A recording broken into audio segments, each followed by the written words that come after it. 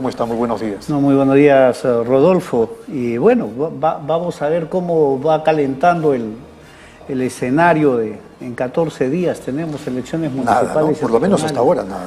Y uno siente que en realidad un tema tan importante está pasando desapercibido, ¿no? Eso se deberá a la crisis política.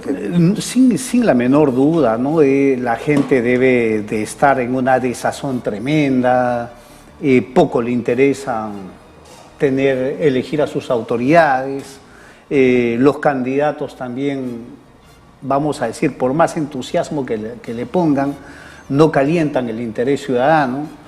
Y esperemos que, como lo hacemos acá en el Perú, los últimos días los ciudadanos por fin comencemos a tomar interés y averiguar bien quiénes son los candidatos, cuáles son sus propuestas, ¿no? Pero en lo que concierne a Lima, sí es evidente que en los primeros lugares están Urresti, después Rafael López Aliaga y poquito más abajo, tercero, George Forsyth.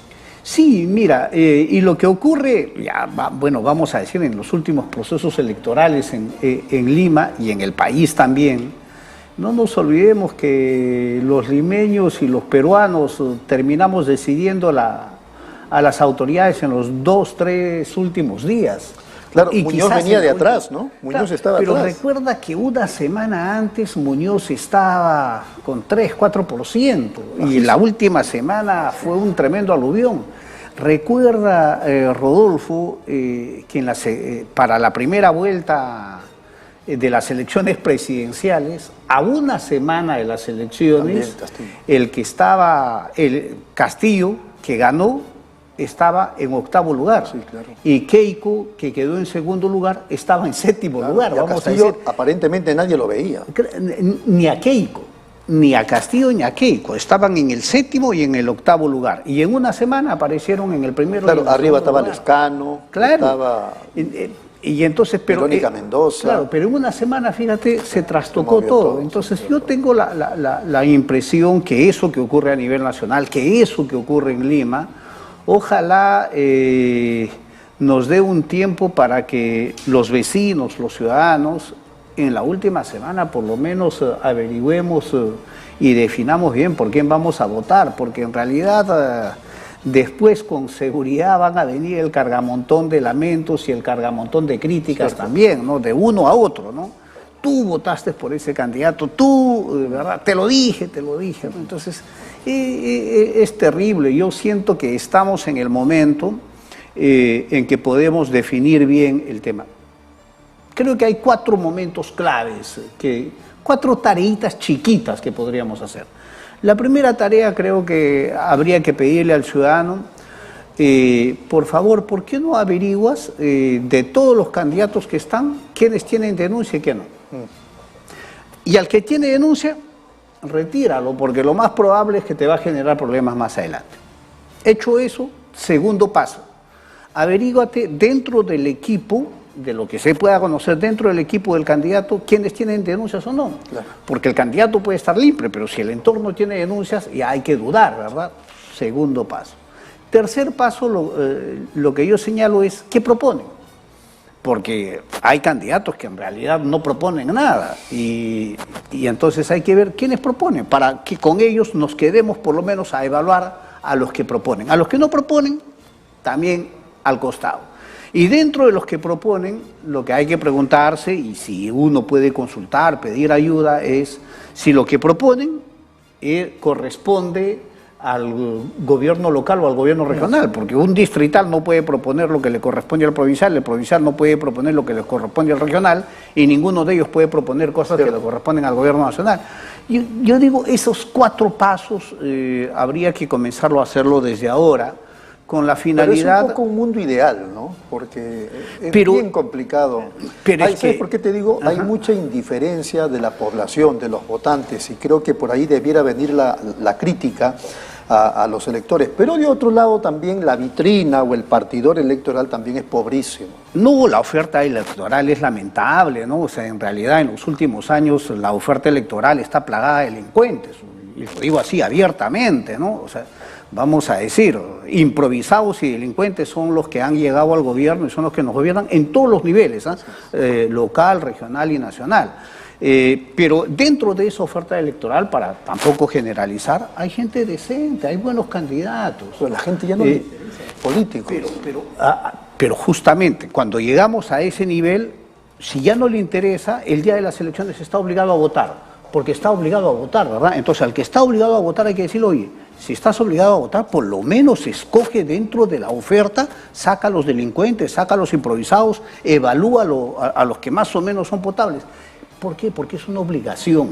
Si no fuera una obligación, pues lo podríamos dejar. Y lamentablemente, por no hacer ese trabajo ideal, es que padecemos lo que estamos padeciendo, ¿no? Eduardo Darllán ayer fue entrevistado, bueno, se publicó su entrevista en el diario La República y decía palabras más, palabras menos, que la gente está muy descorazonada de ese tiempo y más bien no le interesa a los políticos porque ya saben que los políticos fallan, pero eso sí, cuando eligen al menos malo, le están respirando en la oreja y por eso es que los presidentes o están presos o están procesados en los últimos 30 años, por decir. Sí, y claro que eso tiene asidero, pero yo, Rodolfo, trato de sacar esperanza y trato de sacar fe a veces de donde no lo hay, ¿ya? Entonces, ante un panorama tan desolador, con tanta desesperanza, con tanta desesperanza, yo digo, pero algo tenemos que hacer los ciudadanos, o sea, algo tenemos que hacer las personas que no estamos en los partidos, que no somos candidatos. Yo siempre, lo hemos conversado contigo, ¿no? Yo soy un hombre de esperanza y de fe. Cuando entré yo a Transparencia el año 94, cuando creamos Transparencia el año 94, queríamos tener 1.500 voluntarios, 1.500 voluntarios, para luchar por un proceso transparente. En el Perú, cuando la frase es para el voluntario que te salva, para los bomberos, ¿qué es lo que se dice? Para los bomberos, ¿verdad? Entonces, imagínate crear voluntarios, convocar voluntarios para defender el voto. Raro, ¿no? Entonces, cuando nosotros lo planteamos el año 94, era un tema rarísimo, fuera de foco. Mira, yo renuncié a un trabajo para meterme a Transparencia, a armar ese movimiento. Grande fue la sorpresa que en las elecciones del 95 fueron 14.000 voluntarios. Yo dejé Transparencia el año 2000 con 36.000 voluntarios. O sea, sí hay, lo que pasa es que es un trabajo paciente, pausado, y no hay que perder la fe. Yo creo que la desesperanza, el descorazonamiento de los peruanos nos ha llevado a tener lo que tenemos, pero hay gente decente, hay gente con esperanza, y yo creo que con esa gente hay que apostar por el país. De acuerdo, y eso me invita a decir que los alcaldes a veces no se dan cuenta que sus vecinos están dispuestos a apoyar, por ejemplo, en la lucha contra la delincuencia, pero los alcaldes o no se dan cuenta, o son negligentes, o sencillamente no les importa. Sí, lo que pasa es que si, mira... No organizan a sus vecinos. No organizan, o lo que hay que decirlo también abiertamente, lo hemos conversado, ¿no? O sea, hay bandas a nivel distrital, a nivel provincial, a nivel regional, a nivel nacional, que están a la casa de los candidatos.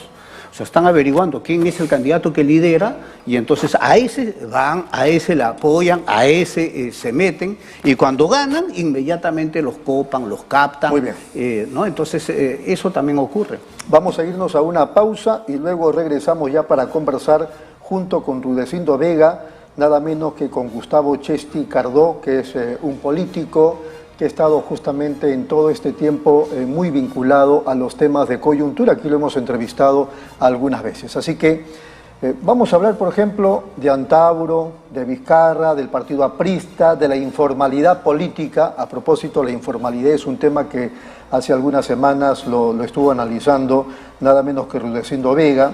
También lo que Rolando Arellano decía en el diario El Comercio el día de ayer, no nos preocupamos por elegir bien. Y él, a partir de eso, soltaba, digamos, un análisis. Otro tema que también correspondería, me parece que en estos 40 minutos que nos quedan, es saber si es imposible que el Congreso pueda sobrevivir a una caída del Ejecutivo. Eduardo Darllán dice que eso es imposible, ¿no? Que si cae el Ejecutivo va a tener que caer también el Congreso, porque la gente no va a estar dispuesta a morderse la lengua. Regresamos.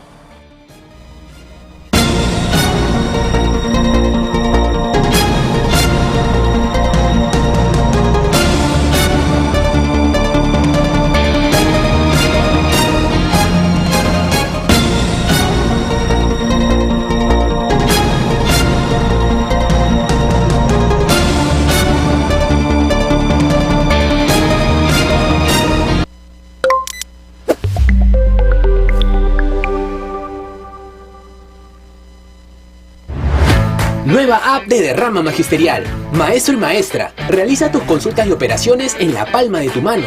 Con el nuevo app Derrama Magisterial podrás realizar tus operaciones en todo momento y desde cualquier lugar. Solicita un crédito, consulta el estado de tu cuenta individual, accede al estado de tus créditos, actualiza tus datos, accede al servicio de asesoría legal gratuita. Ubica nuestras oficinas a nivel nacional. Descárgalo hoy mismo en tu Play Store. Derrama Magisterial, seguridad social para el maestro. ¿Buscas lo mejor para tu hogar? En Plaza Hogar podrás elegir, diseñar y plasmar todas tus ideas. Todo lo que soñaste está en Plaza Hogar. Diseños exclusivos y precios sin competencia. Cómprale al Perú. Ven a Plaza Hogar. La emoción de encontrar lo mejor para tu hogar. Avenida Angamos, 1551 Surquillo.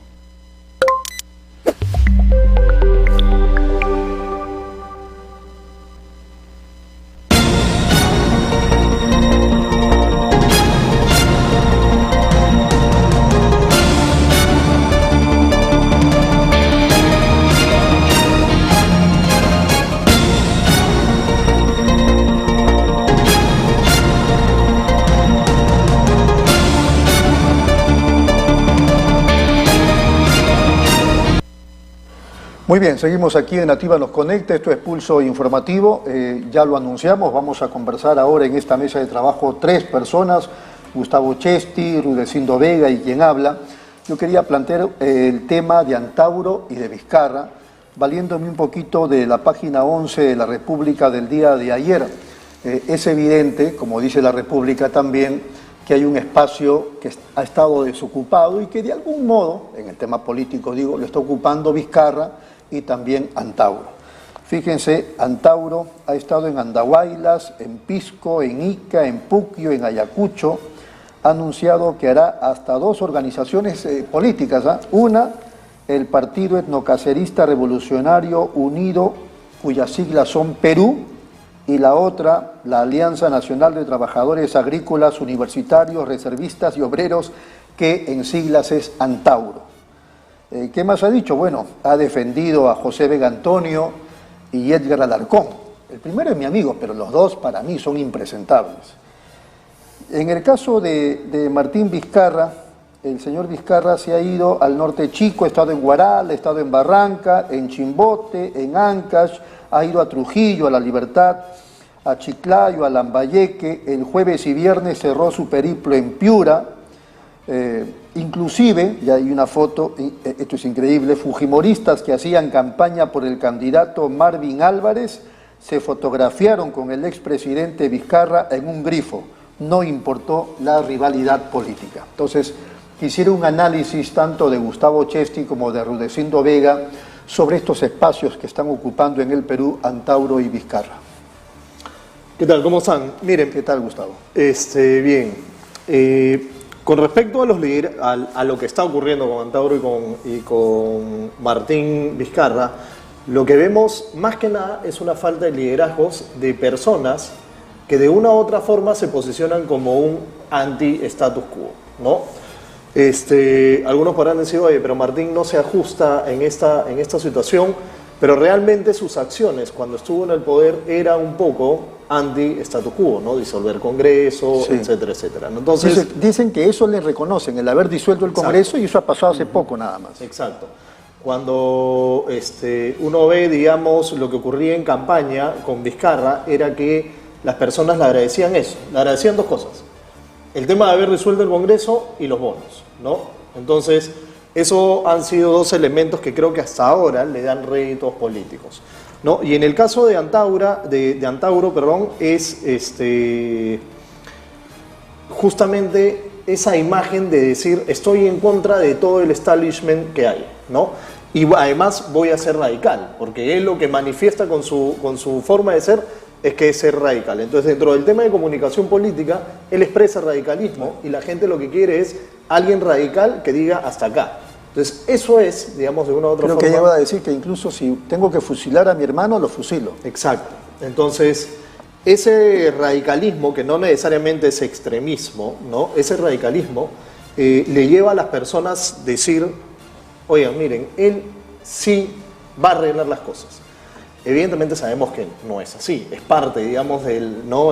Cuando uno dice, pues, que el sistema te maneja, los antisistemas también terminan siendo parte del mismo sistema, ¿no? Entonces, en el caso de Antauro es tal cual, ¿no? Hay gente detrás que está metida en el sistema político hace años y que lo ven a Antauro como lo veían a Pedro Castillo en un momento, ¿no? El outsider, el antisistema, el que de una u otra forma escucha a los más necesitados, es de una u otra forma el que va a poner orden.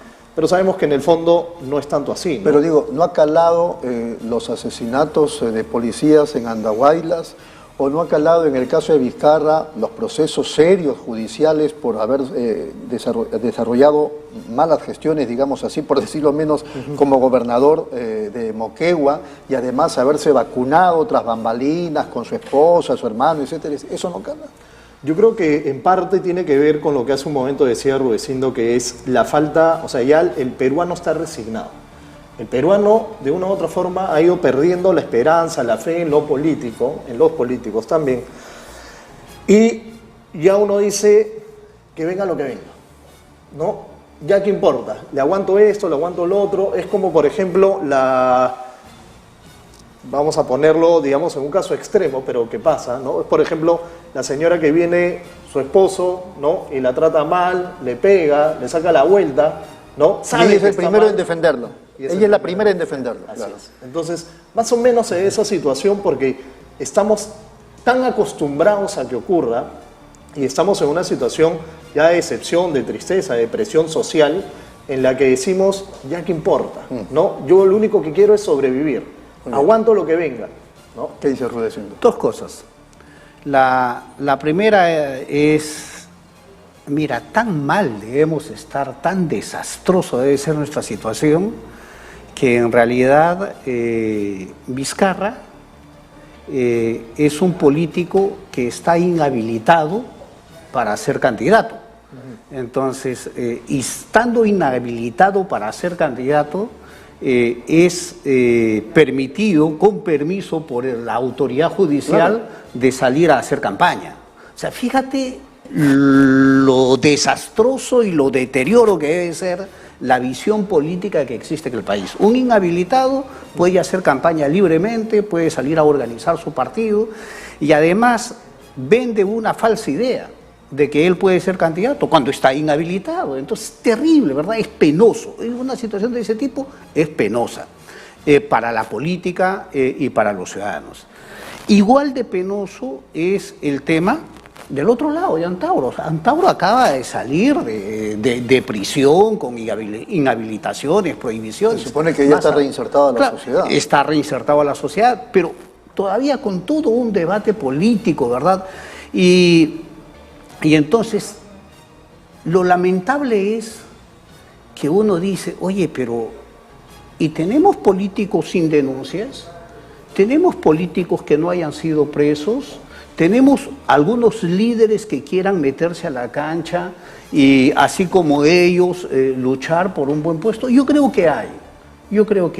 Pero no aparecen, pero no aparecen, aparecen. no lo dejan. No, y quizás por temor o quizás porque no que hay líderes que, bueno, entre comillas vamos a decir, que quieren ganar sin ser golpeados, sin ensuciarse, ¿verdad? O sea, la política es recibir golpe y recibir alabanza, pero hay unos que quieren ganar un proceso electoral solamente con aplausos, sin crítica, sin mella, y eso no es así, ¿no?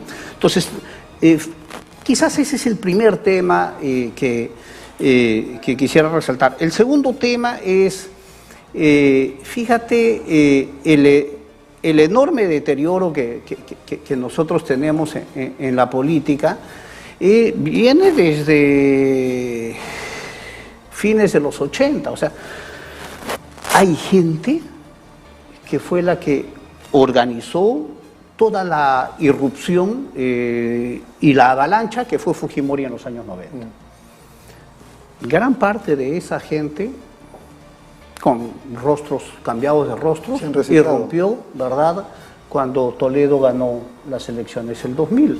Luego ese grupo de gente fue con Ollanta en el 2006, se van reciclando. Estuvo en el 2011, estuvo con Pedro Pablo el 2016 y ahora con Ollanta. Vamos a decir, es un colchón de gente que migra de partido en partido, en partido en partido, estando a la expectativa de quién puede ganar, a quién puede apoyar, y entonces en un escenario de ese tipo, vamos a decir, los que hacen la política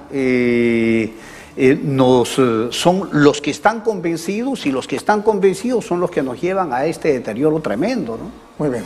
Sobre este tema algo más que agregar, creo que ya dijimos todo, ¿no?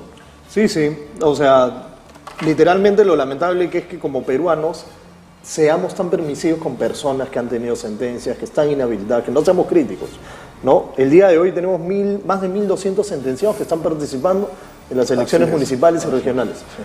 Y la gente, entre que no sabe y muchos que saben, no les interesa. Y eso es parte del problema, ¿no? Parte del problema es el desinterés de la ciudadanía por decir hasta acá nomás. Y fíjate, antes de eso, Rodolfo, hoy día acaba de publicar un artículo del Contralor, Nelson Schack, en El Comercio. Y el Contralor lo que dice es que de los cerca de 70.000 candidatos que hay para las elecciones municipales y regionales, incluyendo regidores y consejeros regionales, más de la mitad no han presentado su declaración que les exige la ley de la Contraloría. O sea, imagínate, o sea, si ya eso ocurre antes, ahí debería de existir una norma que permita al jurado sacarlos. Claro. A esa gente hay que sacarlo, no hay que... Si ya el Contralor sale y dice más de la mitad pueden ser autoridades y no han presentado su declaración. Y para colmo de males, el propio Contralor, y en otro ámbito, está cuestionado. También. Lo han cuestionado en su momento. Bueno, el partido aprista, que también es un partido cuestionado, ha empezado ya su trámite de reinscripción ante el Jurado Nacional de Elecciones, que le va a tomar seguramente unos 3, 4, 5, 6, 7 meses. Eso es un trámite porque, por supuesto, no es tan breve o tan corto. El asunto es que Hildebrand ha hecho dos comentarios. Uno, la semana pasada, sobre eso, hablando de la necesidad que exista un partido de centro izquierda y que el APRA puede ocupar ese terreno, etcétera. Pero su último comentario, creo que el fin de semana, dijo: el APRA, si quiere de verdad participar en la vida política del país, y muy bien que esté desarrollando ya su inscripción, tiene que deslindar de la corrupción, tiene que deslindar de Alan García. Yo conversé hace días con un dirigente notable del APRA, tocado por allá, su padre, él muy cerca de allá de la Torre, pero él hablaba de que no es el momento, no lo dijo así, pero en otras palabras, no es el momento de deslindar con nadie, sino de la unidad del partido. Yo planteo el tema porque los partidos se supone que son el sustento de la democracia, y el APRA es un partido muy organizado. ¿Cuál es su opinión sobre el APRA y su regreso, Gustavo? A ver, yo creo que en general se aplaude que los partidos traten de reorganizarse, ¿no? Y en concreto, digamos, el APRA yo creo que es uno de los partidos históricos con mayor presencia que ha habido, digamos, acá en el país. Pero si no son capaces de entender por qué perdieron su inscripción, ¿no? O sea, ¿por qué les robaron? Es que ahí ya estamos partiendo mal, ¿no? Si siempre la culpa es de otro y no mía, no van a poder... Perfecto, imaginemos que puedan lograr inscribirse. Pero ¿qué va a pasar después? De nuevo, no van a poder, van a perder de nuevo su inscripción porque no son capaces de tener esa autocrítica tan necesaria.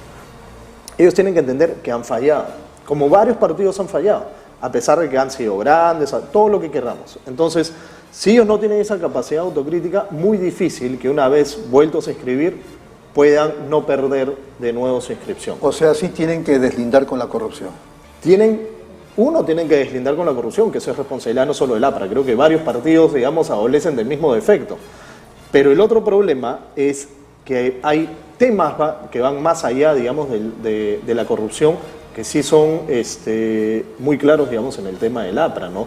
Por ejemplo, la poca movilidad que había de líderes internamente para que puedan ser candidatos, sí. ¿no? Entonces, si tu partido no les generas esta movilidad interna para que, por ejemplo, nuevos cuadros empiecen a Es tener que no querían liderazgos. sombras. ¿Cómo? No querían sombras. Es que ahí viene el tema, ¿no? ¿Qué es más importante, la persona o el partido? Y tiene que ser el partido. Rudecindo. No, mira, coincido bastante en lo que ha señalado Gustavo. Quizás añadir lo siguiente, ¿no? Yo siento que en los últimos procesos electorales y sobre todo en el último, ya existe, vamos a decir, una suerte de sepultura de una crisis política de mucho más largo aliento, ¿no? Entonces, el único partido histórico que hoy tenemos vigente en el Perú es Acción Popular, y mira cómo está. Terrible. ¿No? Es una olla de grillos. Claro, y digo Acción Popular como uno histórico porque se creó en la década de los 50, el siglo pasado, pero el PPC ya murió, ¿verdad? Pero O sea, el APRA vuelve. y el PPC también tiene su intención de recoger firmas. He escuchado a algunos líderes que están en ese proceso. El APRA también, o sea, el APRA 100 años de existencia, y a los 100 años con la muerte de Alan significó también la muerte del partido.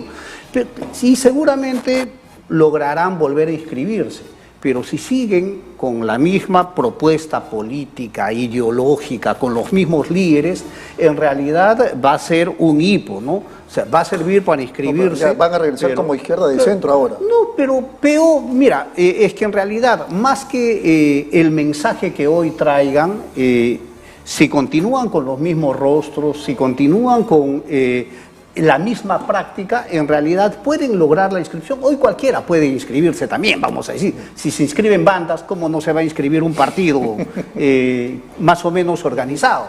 Entonces, lo que quiero decirte es que van a lograr la inscripción, pero creo que poca posibilidad tienen de futuro político. Hoy, ¿cuáles son los partidos que hoy existen en el Perú? Los partidos que hoy existen en el Perú son unos cuantos que se crearon en la década del 90, entre ellos Somos Perú, ¿verdad? Entre ellos Solidaridad Nacional, que hoy se llama Renovación Popular. Estás agarrando carne con Somos Perú. Pero, Gustavo Proced, tiene sus raíces.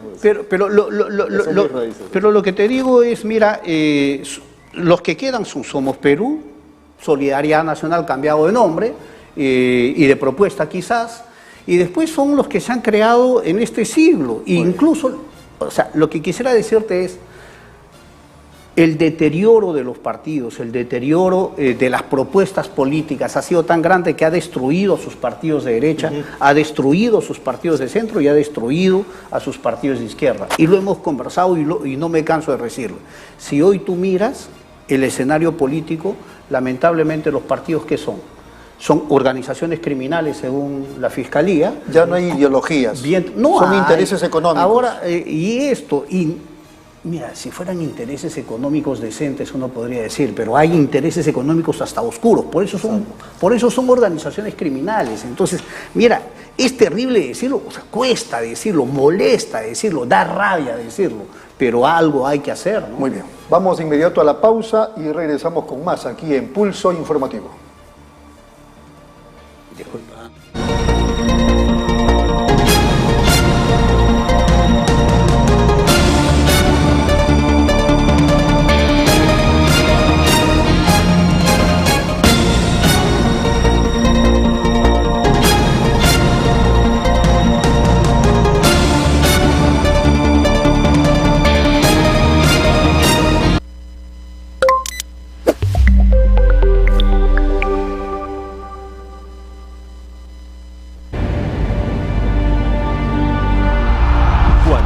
Un ganador siente su poder, su pasión, su visión.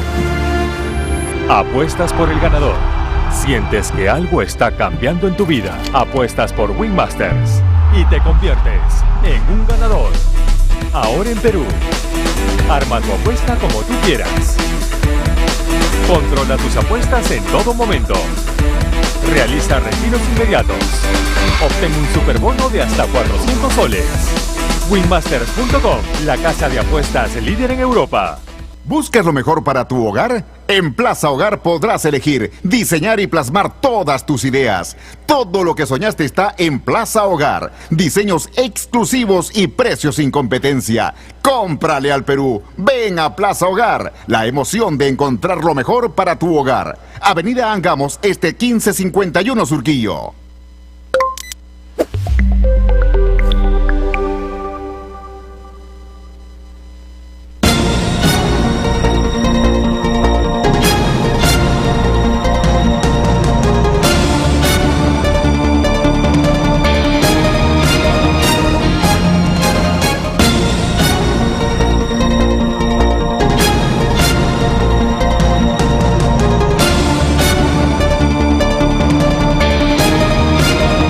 Muy bien, seguimos aquí en Nativa Nos Conecta, esto es Pulso Informativo, estamos conversando con Gustavo Chesti y Rudecindo Vega.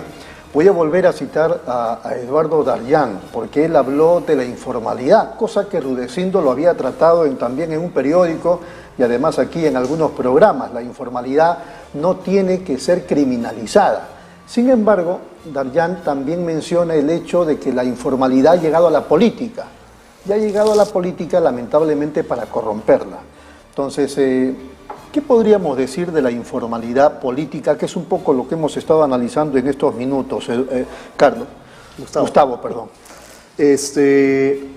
A ver, yo considero que efectivamente la pérdida de conciencia, en primer lugar, sí, concuerdo, digamos, con lo que de una u otra forma hemos estado hablando sobre cómo la informalidad ha ido penetrando, digamos, en los partidos políticos, pero la pérdida de conciencia de qué es un partido político, de cómo debe actuar un partido político, de cómo debe de ser un político, ¿no?, es generalizado, no solo en los partidos políticos. ¿Y no se supone que deben haber reglas, o sea, normas? No sé cómo es en otras partes del mundo, pero no deben haber normas para constituir un partido político. Por ejemplo, su partido, que fue su partido, usted ya renunció a Somos Perú, la dueña y señora es Lee, la señora Lee. En el APRE era García, en Perú Posible era Toledo, o sea, ¿cómo derribar eso? O sea, de repente imponer normas para la constitución de partidos. O sea, normas existen, ¿no? El problema es, que es lo que hemos visto, por ejemplo, el día de ayer con el tema de financiamiento de partidos, es que pueden haber normas, pero lo que no hay es la capacidad personal de los dirigentes de los partidos de autorregularse y ir a la esencia del tema. Pero no se puede regular a esos partidos. ¿Cómo es posible que Acuña sea el amo y señor de APP? Correcto, no saben. O sea, y de hecho, en APP existe la posibilidad de que Acuña siga siendo el presidente del partido vitalicio. Así es. ¿No? Entonces, debería haber una reforma, dentro de toda la reforma política que se plantea, una de esas reformas es la reforma de partidos, y sí considero que es importante ir a la esencia, ¿no?, los estatutos que tienen los partidos, porque deben de haber mínimos que todos sí deben de cumplir. Nuevamente, movilidad interna, ¿no? O sea, si no hay una verdadera democracia interna y los presidentes, los dirigentes, los miembros del CEN, etcétera, no tienen una rotación de vida, esto va a quedar en lo mismo, ¿no? Y además, el otro asunto es, si es que no existe la movilidad de candidaturas, o por ejemplo las PASO, ¿no?, si es que no se aplican de forma adecuada, entonces lo que genera es, ok, tú vas a votar por mí, que eso también ocurre, tú vas a votar por mí en las elecciones internas del partido, para el CEN, para la presidencia, etcétera, y yo te voy a nombrar candidato, ¿no? Entonces tenemos que quebrar, digamos, estos poderes que se han ido dando en los partidos para que no sean, al final, el problema que tenemos hoy, ¿no? La crisis política, en buena parte, nace. Quebramos? ¿Ya eso es una autorregulación? ¿Ya depende de las personas? ¿O hay... No, sí tiene que haber una reforma de partidos urgente, ¿no? ¿Qué dice Rudecindo? Mira, creo que hay un tema de fondo que está ahí presente, ¿no? Y el tema de fondo es, mira, la política... Tú hablabas de la informalidad global, ¿te acuerdas? Sí, pero quisiera ir incluso a un tema igual de fondo que la informalidad. La política, en realidad, ¿qué es? La política no es nada más que el arte de gobernar en beneficio del bien común. Así es. El bien común, el interés público. Pero la política en nuestro país ha abandonado el interés público y el bien común. Hoy es intereses particulares en todo lado. Por eso es que uno puede llegar y decir que los líderes son dueños de su partido. ¿Por qué? Porque son intereses particulares convertidos en partido. Ya no interesa el bien común, o sea, yo organizo un partido para mi beneficio. Me está dando el diagnóstico, pero ¿cuál podría ser la solución? Lo que quiero decirte es que lo que tenemos es justamente ese criterio. Y las reglas que tenemos, y ahora doy el salto ahí, las reglas que tenemos es hechas para partidos de concepto antiguo que pensaban el bien común. Entonces, ¿cómo sigue sacando leyes para partidos que ya no existen cuando ahora son clubes, bandas, organizaciones criminales? Entonces, hay que cambiar las reglas. Las reglas tienen que ser diferentes. En otras partes del mundo, ¿cómo es, Rudecindo? Bueno, lo que sucede es que tienes un poco de todo, ¿no? O sea, hay países en los cuales todavía se mantiene el bipartidismo, el tripartidismo, entonces ahí todavía hay que seguir regulando temas de partidos. Pero acá en realidad lo que tenemos es que los partidos ya no son partidos, son otro tipo de organizaciones y lo que hay que tratar es de recoger esa particularidad y regularlo de diferente manera. Reglas hay. Una de las críticas que yo hacía, por ejemplo, a la propuesta que se hizo hace 2 años en el gobierno de Vizcarra a la reforma política, lo que yo decía es, el gran error de esa reforma política es que están pensando en partidos de hace 20 años, que ya no existen en el Perú. Entonces está regulando para algo que no existe. Por ejemplo, yo te digo, yo propondría 2 cosas chiquititas. Además, antes de eso, tú mismo, fíjate, hace minutos decías, los partidos se supone que son para servir al país. Sí. Pero antes dijiste, no, pero si son honestos puede haber también intereses económicos dentro de los partidos. Claro, pero es que los partidos defienden propuestas de desarrollo, y las propuestas de desarrollo tienen visiones diferentes de la economía, de la política, y entonces Pero no son intereses económicos pro país, son intereses económicos personales o de grupos. Cuando son personales o de grupos hay que saber distinguirlos, porque además, mira, tú puedes defender una propuesta incluso de un grupo económico si es que esa propuesta está orientada a desarrollar el país o a desarrollar una actividad económica. Eso no está mal. Lo que está mal es cuando ya te olvidaste del país, te olvidaste del bien común y lo haces únicamente para... Acuña diciéndole a la presidenta del Congreso que apruebe esa ley porque le conviene para su candidatura. Por eso, porque Acuña no es líder de un partido. ¿Cómo que no es líder? Claro, es el dueño. Es dueño de una empresa que ha sabido inscribirlo como partido. Él no tiene militantes, tiene trabajadores, ¿verdad? Y ahí está Beatriz Merino, está Lucho Iberico. ¿Qué dice Gustavo? Con respecto a... Esto que estamos agarrando carne, pero es necesario. Sí, claro, es que sí. A ver, yo estoy de acuerdo en que efectivamente los partidos responden a ciertos intereses. Eso no es... Hasta ahí no hay problema, ¿no? Siempre y cuando los intereses no vayan en contra de lo que es el bien común. Lo que pasa en APP es evidente de que es el brazo político de una empresa, ¿no? De una empresa que tiene como dueño a César Acuña. Ahora, y responde a sus intereses personales, ¿no? Entonces, a mí me parece sí muy necesario que haya así una reforma política de todas maneras. Si no hay una reforma de partidos, no va a pasar nada.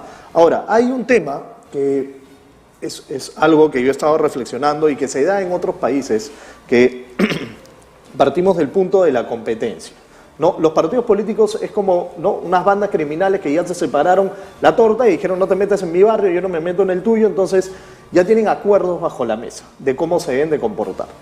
Pero si tú agarras y haces un quiebre del mercado, porque hay que entenderlo también como si fuera un mercado, y dices, ya, el único acceso a la política no debe depender de los partidos, sino puede ser individual, aunque esto es bastante discutible y debatible el día de mañana, pero me parecería, digamos, hacer un quiebre a este oligopolio que tienen los partidos políticos con respecto a la representación, ¿no? O más bien para que tú accedas a ser elegido.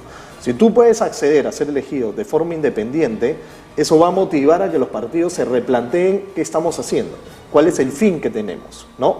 Es como en las empresas, ¿no? O sea, traemos Telefónica, viene Entel, viene etcétera, etcétera, y empiezan a competir entre ellas, salvo cuando hay acuerdos entre las empresas, ¿no? Entonces, esto sí podría ayudar. Hay ejemplos en otros países, ¿no? Y yo creo que sería interesante debatirlo, por lo menos, e ir pensando en esa posibilidad. ¿Por qué? Porque además el sentir ciudadano con respecto a lo político ya no les creo.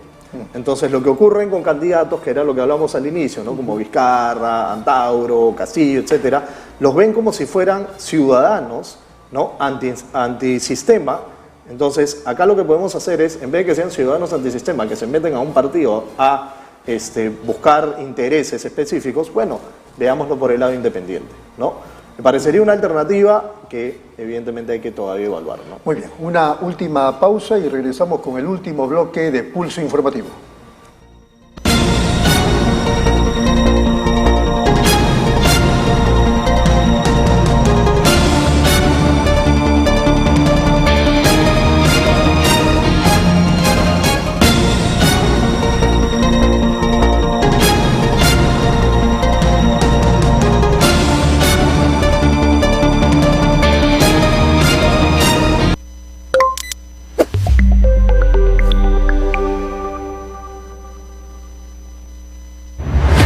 Nueva app de Derrama Magisterial. Maestro y maestra, realiza tus consultas y operaciones en la palma de tu mano.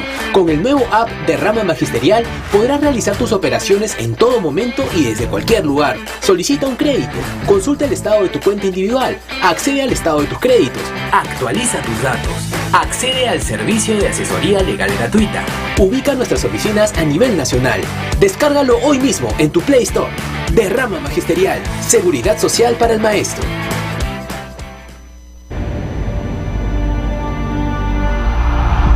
Nace un ganador, siente su poder, su pasión, su visión. Apuestas por el ganador, sientes que algo está cambiando en tu vida. Apuestas por Win Masters y te conviertes en un ganador. Ahora en Perú, arma tu apuesta como tú quieras. Controla tus apuestas en todo momento. Realiza retiros inmediatos. Obtén un superbono de hasta 400 soles. Winmasters.com, la casa de apuestas líder en Europa. ¿Buscas lo mejor para tu hogar? En Plaza Hogar podrás elegir, diseñar y plasmar todas tus ideas. Todo lo que soñaste está en Plaza Hogar. Diseños exclusivos y precios sin competencia. Cómprale al Perú. Ven a Plaza Hogar. La emoción de encontrar lo mejor para tu hogar. Avenida Angamos, 1551 Surquillo.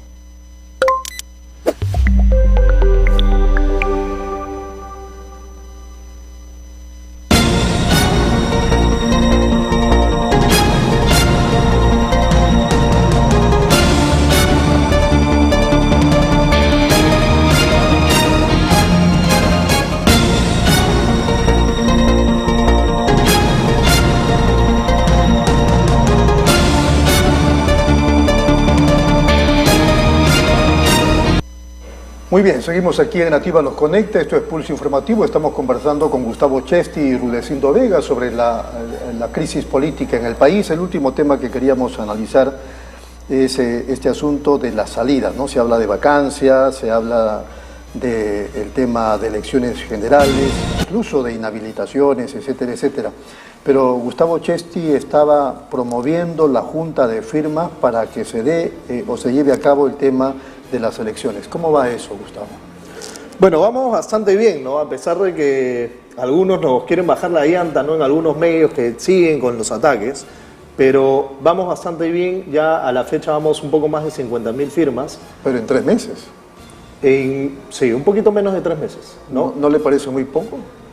Lo que pasa es que todos somos voluntarios y ese es parte del problema, ¿no?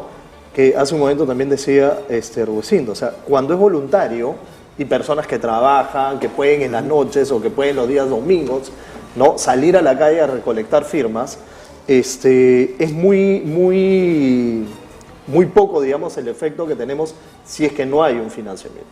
Y en parte de lo bueno que no haya habido un financiamiento es que no le tenemos que no hay ningún interés económico atrás, ¿no? Por ejemplo, no hemos querido recibir financiamiento de personas jurídicas, de empresas ni nada, ¿no? Entonces, es parte del tema, ¿no? ¿Que les plantearon?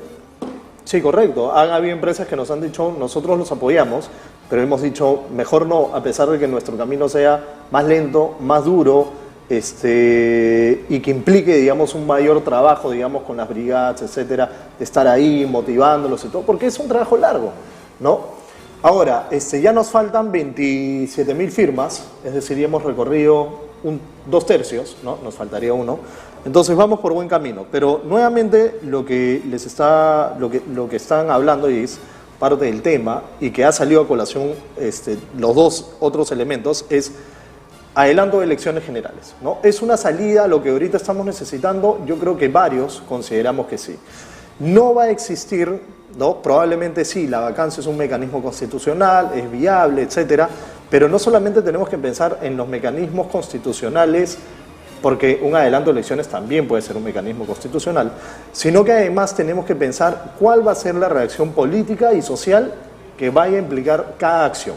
Una vacancia va a tener ciertas implicancias. Un adelanto de elecciones es lo que menos consecuencias podemos decir, de crisis política o social va a generar. Porque no es que ganó uno y castigaron al otro. Ya el tema de victimización que está habiendo con Pedro Castillo es tan fuerte que ya en la calle, cuando uno habla con las personas, dicen, oye, pero no se dan cuenta que a Castillo se le están viniendo encima y todos los días reportajes y denuncias, ya cargan un montón. Claro, y la victimización no la produce el propio Ejecutivo, sino el Congreso. Exacto. ¿No? ¿Qué opinas? No, mira, tú sabes que lo hemos conversado. ¿La política de Gustavo está bien? ¿Usted aplaude eso? No, primero, primero lo que yo te diría es que tener 50.000 firmas en 3 meses no es poco, es mucho lo que han hecho. O sea, sí, eso hay que reconocerlo, sí, es mucho. O sea, en este país recoger 50.000 firmas en 3 meses es bastante, ¿no? Entonces, más bien a mí lo que me preocupa es el impacto que pueda tener la propuesta. ¿Por qué? Porque uno va a plantear con firmas, fíjate, basta con que los congresistas propongan el adelanto de elecciones para que eso se discuta. Tienes ahora a la vicepresidenta del Congreso, que es Digna Calle, que ha propuesto su ley. Y el Congreso no quiere discutirlo, o lo ha discutido y no quieren tocar el adelanto de elecciones. Entonces puede llegar la propuesta de los ciudadanos y este Congreso, que no quiere irse, lo manda al archivo. Claro, lo va a petardear. Entonces vamos a decir, yo soy un convencido que la mejor salida para el país, la mejor salida política es un adelanto de elecciones de presidente y de Congreso. De eso soy un convencido, pero lamentablemente lo que la realidad nos dice es que el Congreso quiere quedarse, el presidente quiere quedarse. Y como ninguno de los dos puede, es lo que más o menos escrito la vez pasada, o sea, lo que se nos viene es la desgracia nacional, o sea, vamos a convivir con estas autoridades 4 años más, con este Ejecutivo, con este Congreso, no se va a poder hacer Gustavo está mucho. recabando firmas por esto. No, lo que quiero decir es que, salvo que en algún momento ese rechazo, o sea, cuando le rechacen la propuesta a Digna Calle, quizás ella se moleste, algunos políticos se molesten, pero cuando le rechacen la propuesta a 77.000 ciudadanos, entonces quizás los ciudadanos digan, ay, ¿por qué ahora no? Entonces, quizás ahí pueda haber un despertar ciudadano. Entonces, ¿por qué creo yo que esta es la mejor vía? Yo, por ejemplo, no creo mucho en la vía judicial. Tampoco creo en el tema de la vacancia y en el tema de la inhabilitación. ¿Por qué? Porque resuelven solamente parte del problema. La vacancia, la inhabilitación, lo sacan al presidente y se queda el Congreso, pero el Congreso está peor que el presidente. Vamos a decir, la salida judicial es igual. Si hubiera una inhabilitación judicial, ¿a quién lo saca? Al presidente, pero mantiene al Congreso. Entonces, y ahí lo que dice Darchan es, yo estoy totalmente de acuerdo. O sea, sale el presidente y si el Congreso quisiera quedarse, ahí sí vamos a tener una crisis de padre, señor mío, que ni siquiera lo van a poder soportar. Por eso es que creo que hay que trabajar por ese adelanto de elecciones, aunque lo que temo, y hay que prepararnos también, es que si no se adelanta, se nos vienen estos 4 años de desgracia año a año. Gustavo. Sí, de acuerdo. O sea, sabemos que el camino político, una vez de que esto entre al Congreso, va a ser difícil, pero tenemos el respaldo de más de 75.000 personas atrás, ¿no? Y el efecto puede ser distinto, ¿no? Una cosa, y ya la gente ha reaccionado, ¿no? O sea, cuando no quieren debatir el tema de adelanto de elecciones, salen los medios, las personas se indignan, dicen, oye, claro, mira cuánto ganan, incrementado en 400, 500, 600% sus ingresos, ¿cómo no se van a querer ir? Entonces la gente ya se está indignando.